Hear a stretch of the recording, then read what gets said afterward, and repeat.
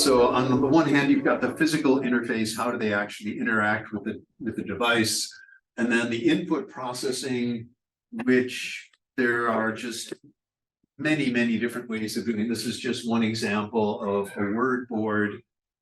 But you can see, depending on both the physical and the cognitive situation of the individual, you have to adapt to that. But how those input signals get converted into language, the trade-offs are between the cognitive demand, how abstract, how difficult it is to understand or remember, and the physical demand, how many different actions do they need to perform to generate whatever it is that they're trying to communicate. And speed and complexity kind of are along that same axis. You can imagine having a system with 1 million different sentences encoded into the system, and all you have to do is remember, oh yeah, I want to say sentence number 7,933,422. And then it's very fast and very efficient, but cognitively a little over the top. So what does create that curb cut effect? So what is it about an AT innovation that jumps that chasm to make it valuable in a broader context, in another context? In the assistive technology realm, there's often a physical need, a physical limitation where that interface has to be made more accessible physically, or they may need to access technology. The assistive technology itself needs to have an adapted interface. And on the other side, mainstream innovations, broader technology can create usability problems that are inherent in the new technology. For example, if you take a full-size keyboard and try to fit it in your pocket, it's going to get harder to use. And that has played a huge role in my life. So the same innovation that makes a complicated keyboard perhaps easier to use can also make a smaller keyboard easier to use. So what was the actual origin of T9 was a system called just type. And that was the name we came up with because you just type. It was a little disconcerting because it only had 8 keys and you had to kind of trust that the system would actually figure out what it is that you're trying to input. But it started with my friend Martin, and this was back in the mid-90s. He came up with an eye gaze device. It was a little ring-shaped circuit board that would mount on the inside of a pair of glasses. It had infrared LEDs and infrared light sensors that would flash in a very rapid pattern and measure the reflections. And because the eye is not spherical, because the cornea has this bulge on it, he could detect where the eye was looking. And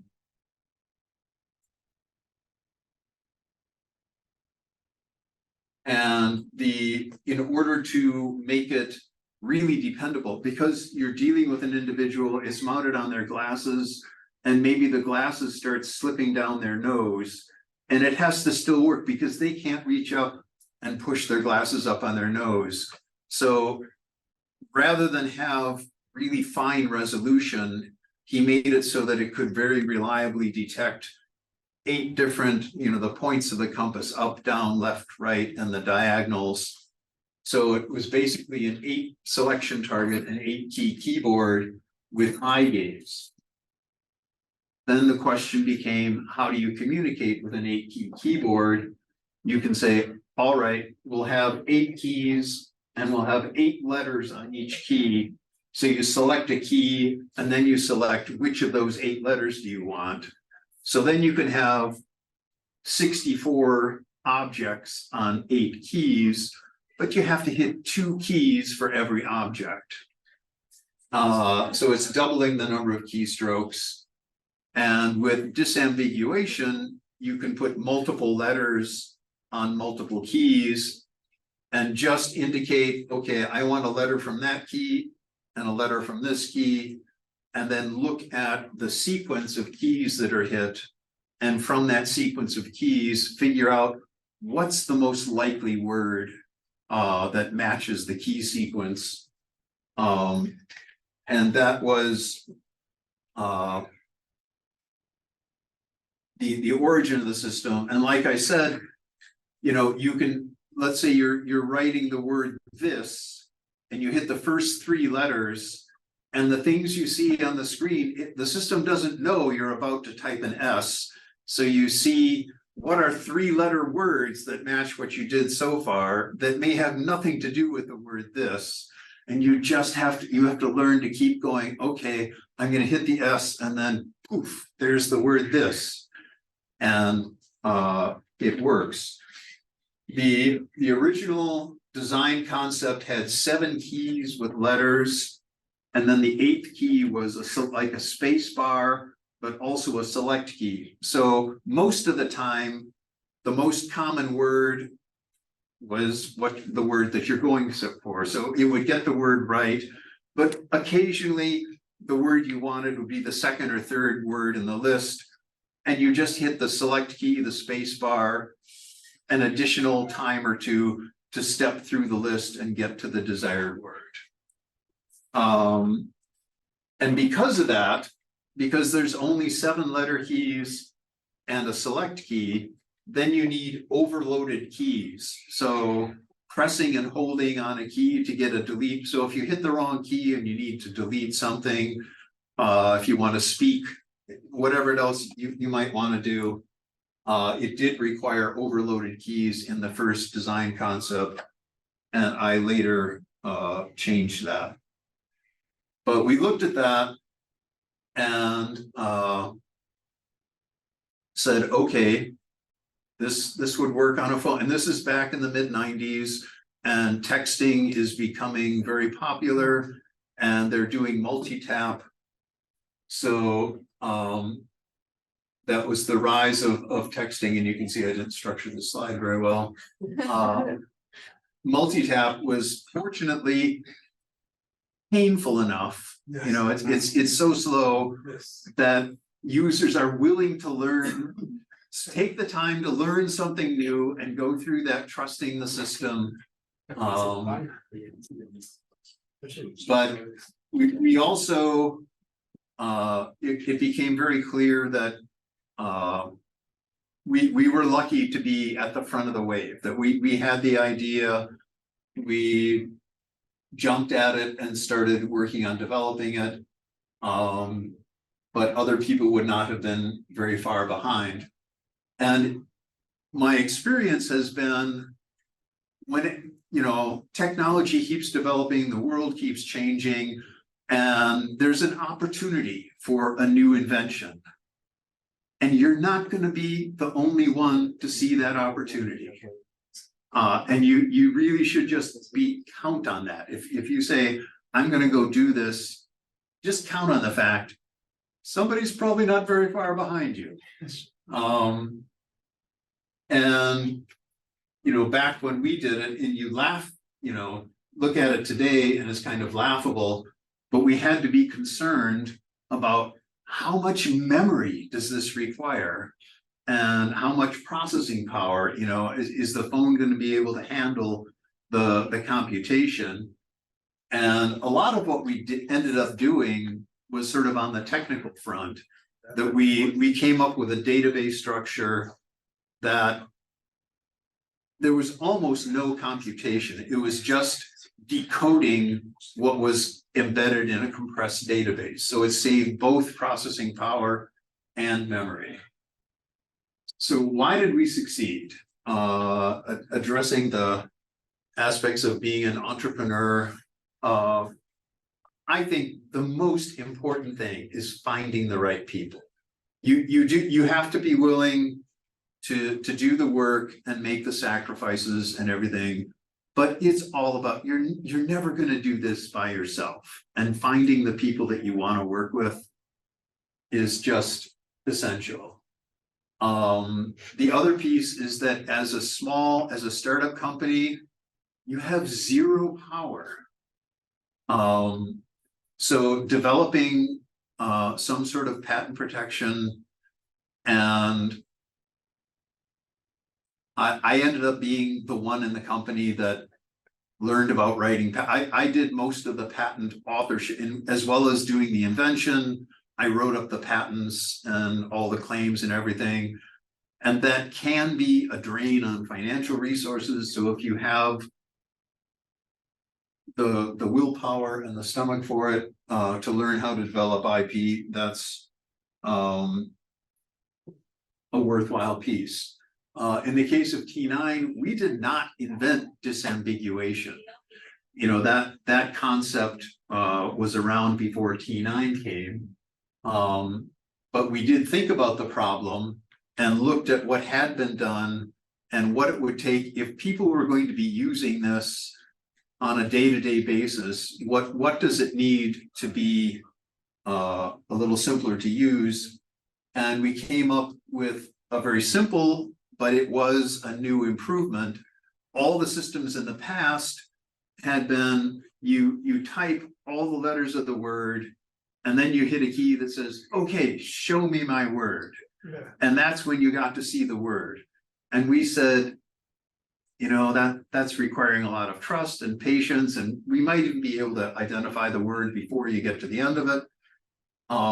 So just keep, you know, disambiguate after every keystroke. What might be there, and show that to the user. And that change in the UI was essential, hadn't been done, and we were able to get patents on it. So that there, it was all about the UI. We did do technical things. We got compressed databases. We did it in a way that required no processing power. But those kinds of technical improvements probably would not have stopped a competitor. If somebody else could do the same user interface, it really was about, I mean, the IP, the intellectual property, was really about having a better interface. And that was the key to how T9 succeeded. Protecting the IP, one aspect of that is considering when and where and how you disclose your ideas in terms of publishing prior to filing. And back in this bit, before we thought about this would work on a phone, we were excited about how this would help people. And we published in, I don't know if you know RESNA, the Rehabilitation Engineering Society of North America. And that was kind of a problem, but we got over it. That paper did cause some issues. So when in doubt, file the IP first. We found ourselves in meetings with executives of very powerful companies. I won't mention any names, but one of which was referred to as a law firm with an R&D department. And they were not fun to work with. Another aspect is creating a brand. So having some kind of identity that helps you to become known, and hopefully with what you're doing. Our battle, we were actually selling to all the different phone manufacturers, and we did it at a time that was probably a huge part of the value of the company that we created. Nobody had actually established a vendor relationship. Like I'm selling to the phone manufacturers. And prior to that, each phone manufacturer says, nope, I know how to make a phone. I've got the hardware, I've got the software, I don't need you. And we had the IP on this input system that everybody wanted. So we ended up in this relationship with all the phone manufacturers that was very useful. But what we had to do was fight with each one. We had thought about the problem. This is how the UI should be structured. You know, this is how you use this key. This is how you use this key. This is the select key, and this is the delete key, and et cetera, et cetera. And it was, for us to succeed, we wanted all the phones that came out to work the same way. that you don't have to relearn how to use T9. And so we did, in general, we succeeded with our customers, despite the fact that the end users ended up calling it, oh, it's predictive text. Yeah. What's T9? I've never heard of T9. But our customers were actually, as I was saying, the manufacturers, not the end users. So that's how we were able to succeed with our customers. And why did we succeed? We found the right people. So I do want to emphasize how important I do think that is. So the second one was the Swype keyboard, which, as I was talking about earlier, first finding the inspiration, and it came again from that same realm of on-screen keyboards for paraplegics, where you're moving a cursor and hovering and pausing at each key in order to get it to activate. And my friend asking me the question, can we eliminate the wait times? Can we stop pausing and just track the motion? The technical challenge for this seemed to be manageable. And nothing to it, 4.5 years later, there it is.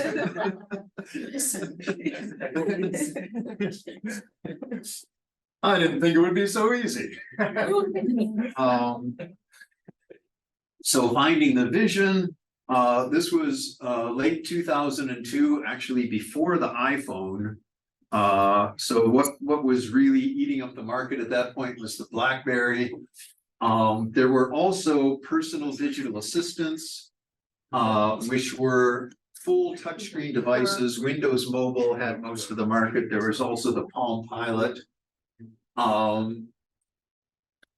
Not all that popular, but some people had them. Some geeks walking around with this personal digital assistants. But what I did think when I had the conception of Swype of, okay, this is a way to input text on a screen, that is the form factor. I said, the BlackBerry, you've got half of the face of the device for a screen, and you need to consume information. You can't give away half of the face of the device for a little tiny keyboard with things that you can barely touch with your thumbs. So I said, we have to solve the problem of input on a screen, and we will go out and own the keyboard of the 21st century. So efficient text input was and Windows Mobile was a platform, and we set out and we did the work, and we did it on Windows Mobile to begin with, because that's really all there was. And at one point I got really excited that Hewlett Packard came out with a Windows Mobile cell phone that was before the iPhone and was a terrible implementation, but they had the right idea. So for product development strategy, take the product as far as you can on your own initiative, which means before you start sucking up money from the outside. It's great if you can suck up money from the outside. I mean, that's its own challenge, but you learn really quickly what the word dilution means, that pretty soon you don't own so much of your own company. But still, step one is file the patent, and then stay self-funded for as long as you can. And don't risk more than you're willing to lose when you sell your house and start living off the money that you have from all the equity that you've accumulated for your previous life.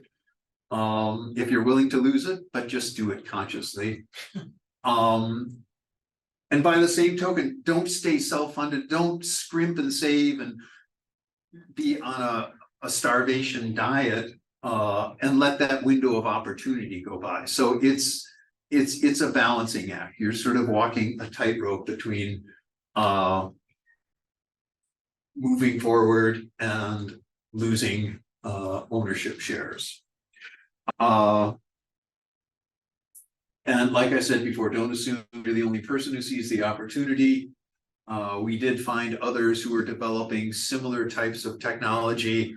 At one point, I sat down with the the person who seemed to be farthest along and said, we're both trying to solve the same problem here. Do you want to do it together?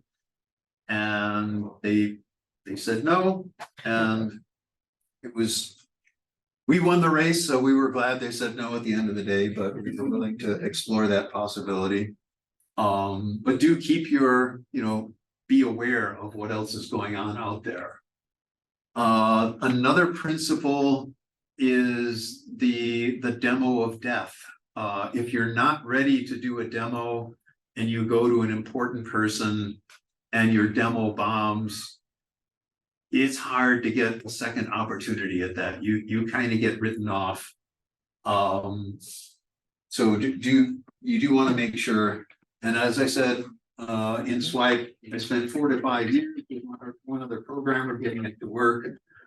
And along the way, I had multiple moments. I started out, I said, okay, so we're going to trace this path. So you do the word this, you go. And I've got these like angle points each time I go through a letter. And so it works so well. And then I said, oh, here, try this. And I showed them, you draw a path on the screen. Oh, like this? And it was all curves, and it was like, okay. And then the Hewlett-Packard phone came out, and I was all excited to demo it on an actual cell phone. And it was so slow that I had to optimize every major chunk of code in the software. And then you can file additional IP as you go along. You're gonna. The first thing I did in Swype was imagine how I was going to do it, and based on my imagination of how I would do it, I wrote the first patent. And I think there was only one thing in the patent that was completely. I was like, no, that is so worthless. It was kind of on the right track. It was like, so you're here and you go to a letter over here, but you go through the row up above. And so I had this whole complicated thing about going through an alternate row, but it boils down to, if you've got a path and you've got a key here and a key here, how much of a straight line is that? The more that line curves, the more likely it is that there should be another letter on that curved line. And so it was just a matter of probability and weighting and scoring, depending on where you assigned keys. And again, don't miss your window. So in the case of Swype, how do you build a company from the ground up? And like I said, finding the right people is really the first and most important thing. Once I had the system ready to demo, I went to an MIT, I think they called it the Enterprise Forum back. It was sort of a show and tell for new technology, where you could show it to investors and people that you might want to be able to talk to. So it was getting a foot in the door. There was a man, Bill Bryant, was the first investor. He was one of the judges. And as soon as I started leaving the room, he jumped up and grabbed me and said, wait, let's talk. And he was connected with Microsoft, and I wasn't ready to just sell. He wanted to just say, okay, this is great, just sell it. And I wanted to actually take it into a product. So financial success is a fundamental goal, but you also want to find, when you're looking for people, you're not just looking for people, oh, I want to get rich too. And find people who are actually inspired by what you're doing and what you're trying to do and how you're trying to do it. One thing I'm grateful to Bill for is he introduced me to Mike McSherry, who ended up being the CEO of the company. We went out and had a lot of coffee. We were sitting there for about 3 hours, looking at the demo and talking about things. And he became the CEO of the company on a handshake. And honest to goodness, it was 6 months before we had a written contract. And we just trusted each other that we would be fair to each other. And we were, and it worked out great. He also had very competent friends. Aaron Sheedy was a good friend who'd worked with him previously. He became the COO. So finding people. Then there's doing the work. You know, you need skilled technical people, and you want to give them something challenging to work on. That's not hard to do, but listen to them. Let everyone who's involved help create the product. And the more I just found the more I opened up to say, you know, figure out how you want to do this part and let me know. Just amazing things happen. We had one developer, we had a meeting with Apple where the iPhone was already underway. Scott Forrestal was there. He was in charge of all the iPhone software. And we're up in front doing our song and dance for about 40 minutes. And he's in the back of the room with one of our demo devices, just swiping away, just head down the entire time. And then finally looks up and says, well, works better than I expected.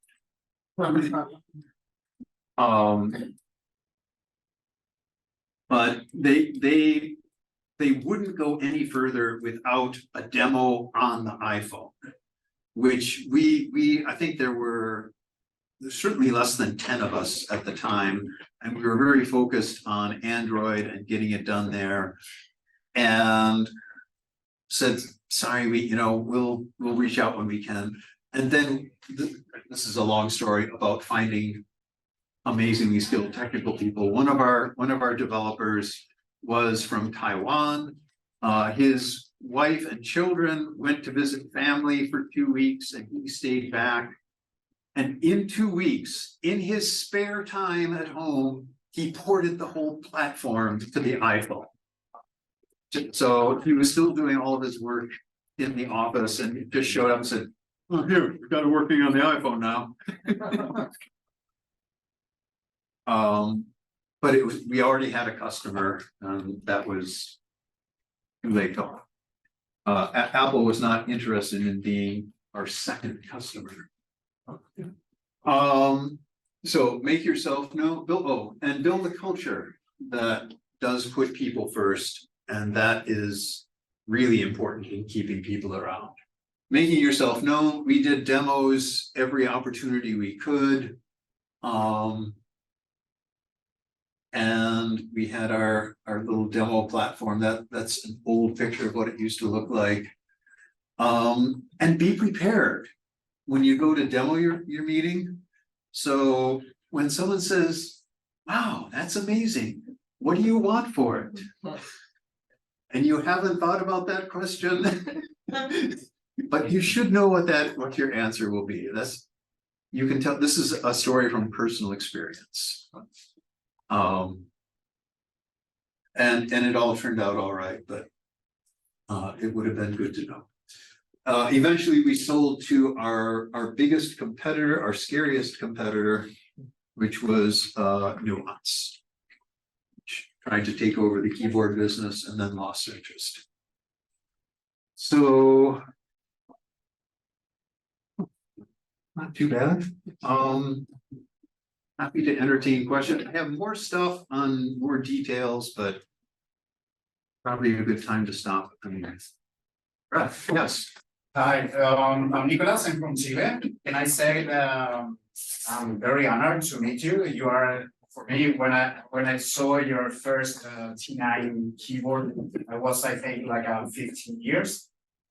15 years old, and for me it was very great technology because I was like putting like 3 times the button for write a message, and the power to write it like very quick. For me was something very mind blowing because this was like wow, this is great. It's a huge innovation and something that it's, I don't know, but it's maybe nobody want to solve this kind of problems. You know, it's like we want better phones and whatever. But the thing is, I'm going to go to the question right now. I want to say thank you for that. And Swype then, wow, Awesome. I want to ask you about the demo. You say that it's better if you only have like a one bullet, you know, you have to use it right. What about this sentence about that I heard it with another guys who say, if your product doesn't embarrass you, you're late. What do you think about that? I think he's right. I'm probably cautious. This is definitely my perspective, and it could be that I have completely the wrong perspective on how people would judge and how they would react.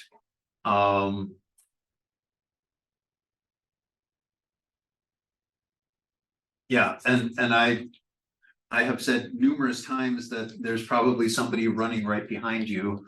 So having them demo first, it's like It's a trade-off. it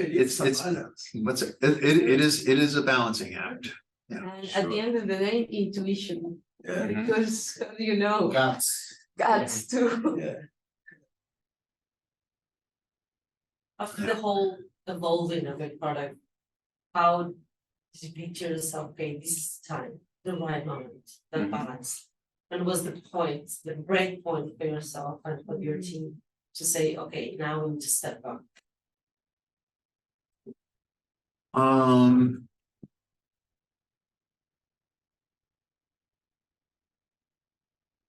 Yeah, Sorry. if anything, we definitely erred on the side of don't let your demo go wrong. And we were risking that somebody else would beat us to the punch.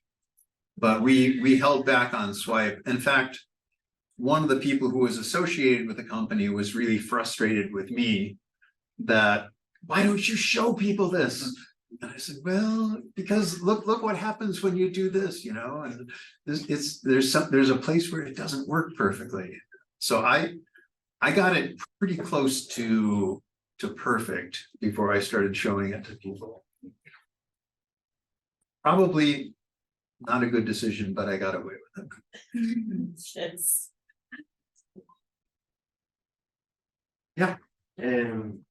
Did you get any help from any institution? Like here we have the Center of Entrepreneurship. Voice the director. We are entrepreneurs and we are building products and we are trying to create the unicorn. But we have a lot of help from the community. Like when you were trying to make your product, did you get help? Was there an entrepreneurial community that helped each other? Or you just did what you think was right and yeah, not from, well, we got a grant from it's called the Small Business Innovation Research Grant Program, and various agencies in the United States government all participate in that program. So the National Institutes of Health had various initiatives, and the truth is, T9 started as a product for augmentative communication. Then we started the company to address the phone world, which consumed almost all of our time. But one thing I did along the way, I filed a grant with SBIR to continue the work for disabilities. And we ended up creating a system. I had previously worked at a company that made augmentative communication systems. And through that grant, we created a system that worked on that particular product, which was not the best product I've ever seen, but it was what was available. And that was really the only, sort of help we got in that sense. there was like a community of people like they were trying to change the world like you.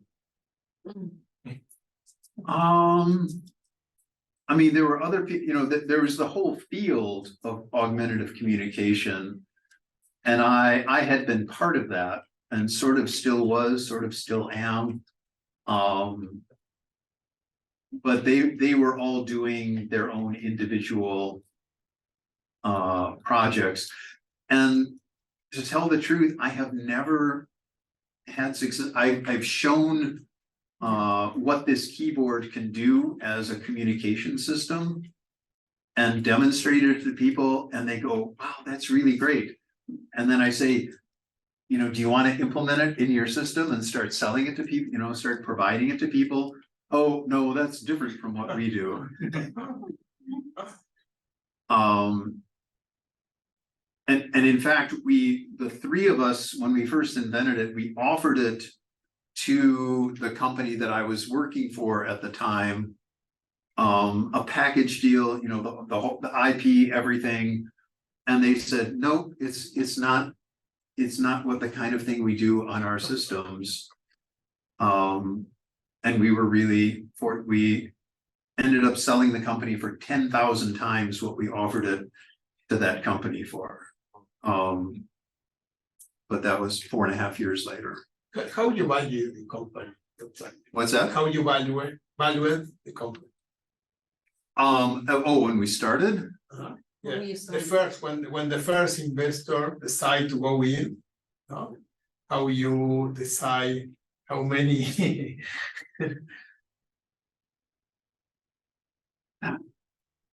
I'm trying to remember what the actual thought process was. And a lot of the investment was from friends and family, the very early investment. Okay.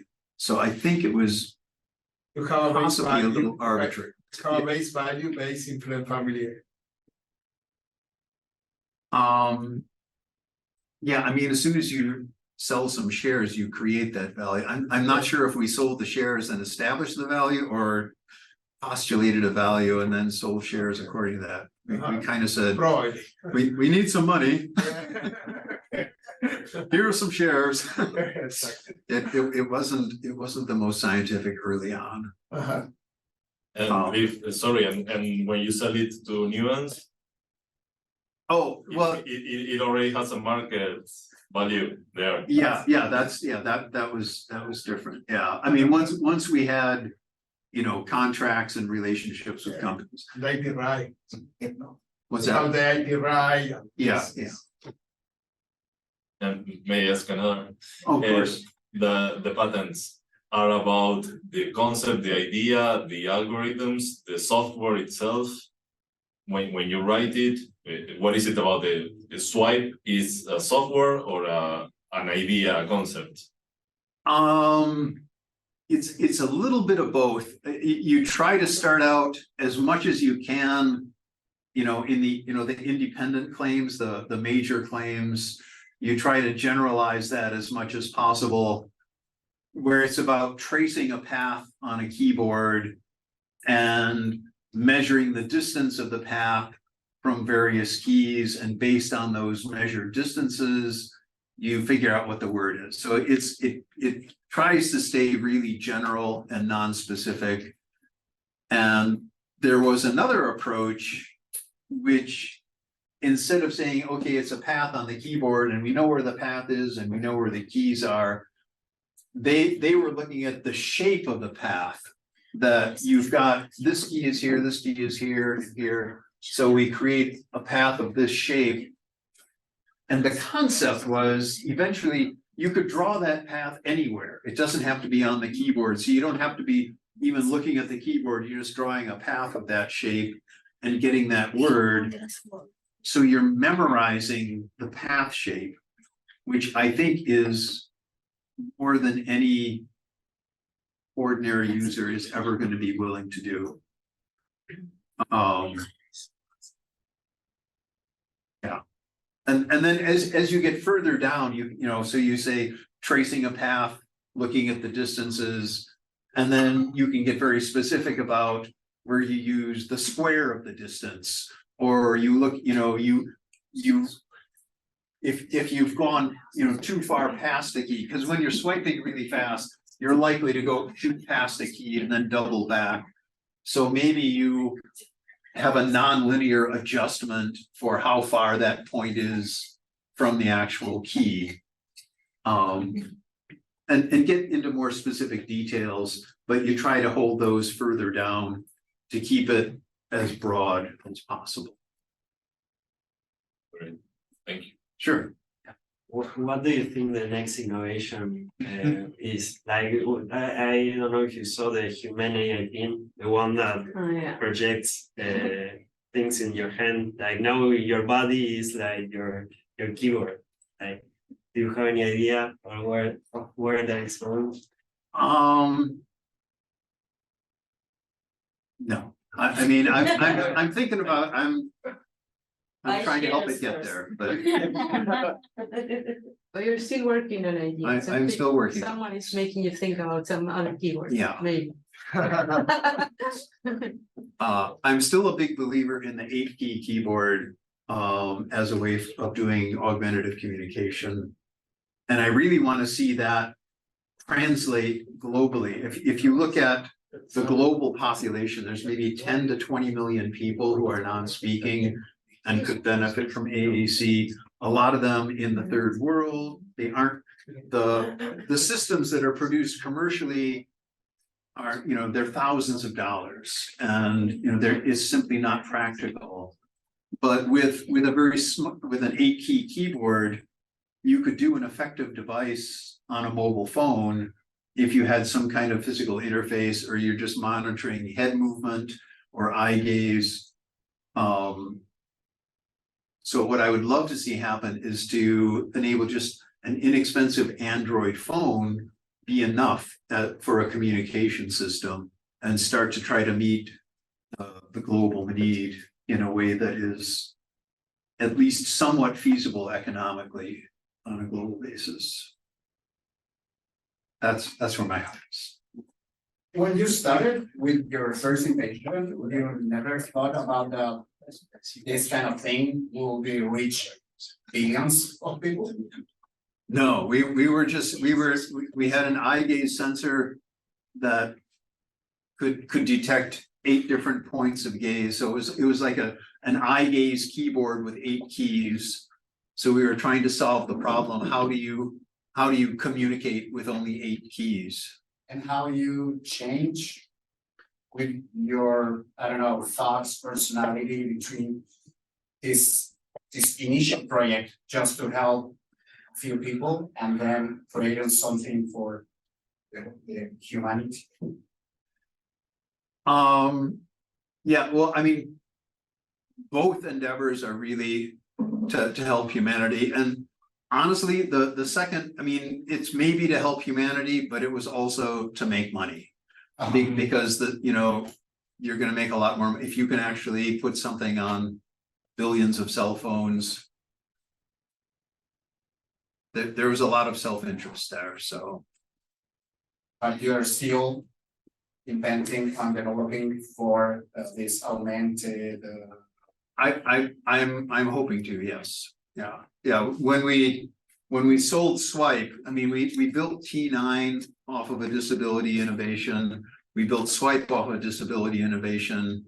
And when we sold Swype, we allocated, the board was kind enough to allocate some stock to create a foundation. So we've got a small foundation devoted to transferring this technology back into the disability realm. That was your goal. Yeah. This thing is almost for, I don't know, it's like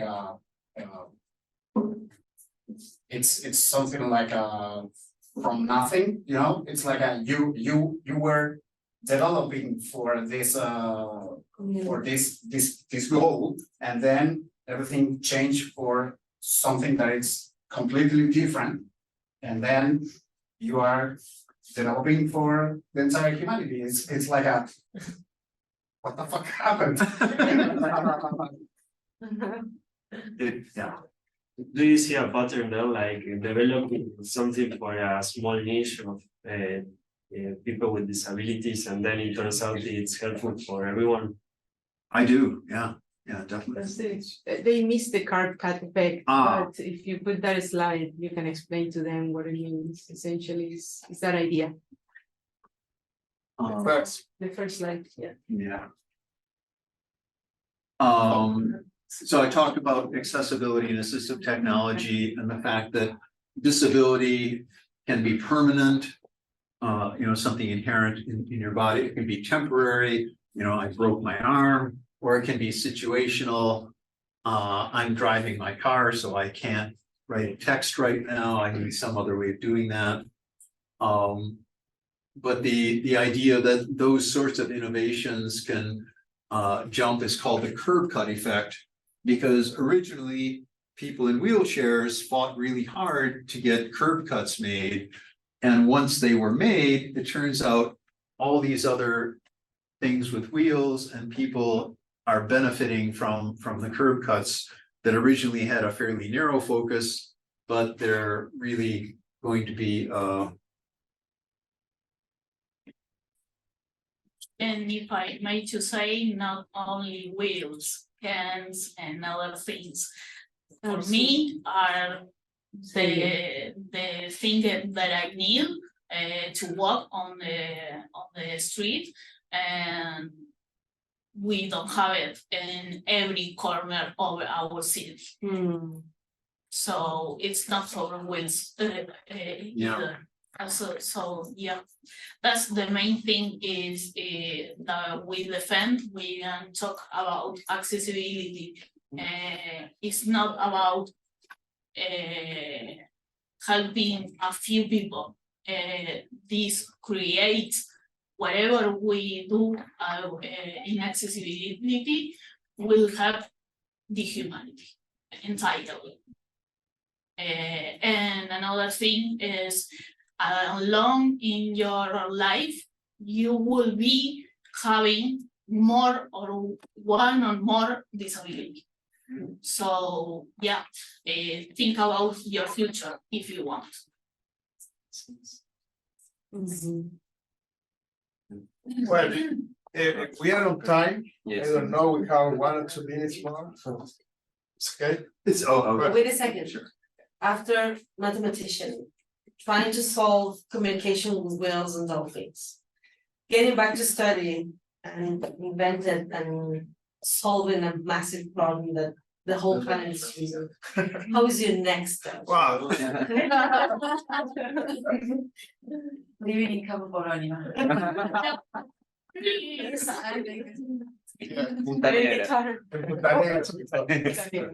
becoming a better guitarist. Oh, in the picture you look very pretty. Awesome. Oh, I assume you know. what? No. And the guitar. Oh, yes. Yeah, okay.